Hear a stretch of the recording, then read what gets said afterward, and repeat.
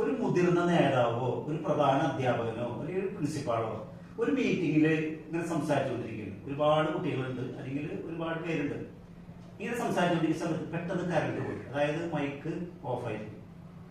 അപ്പോൾ സ്വാഭാവികമായിട്ട് നമ്മൾ എന്താ പറയാ, ഈ വ്യക്തി പറയാണ് എല്ലാവരും ഇത് അടുത്തിരിക്കി നമ്മൾ സംസാരിക്കുന്നത് കേൾക്കാനായിട്ട്.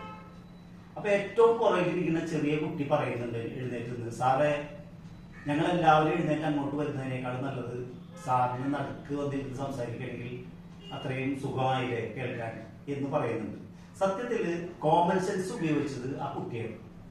നമ്മുടെയൊക്കെ ജീവിതത്തിൽ പലപ്പോഴും ഈ അനുഭവം ഉണ്ടായിരുന്നു. ഇങ്ങനെ ആ കുട്ടി പറഞ്ഞ കാര്യം ശരിയോ തെറ്റോ എന്ന് ആലോചിച്ചാൽ ശരിയാണ്, 100% ശരിയാണ്. പക്ഷെ നമ്മൾ പലപ്പോഴും അങ്ങനെയല്ല.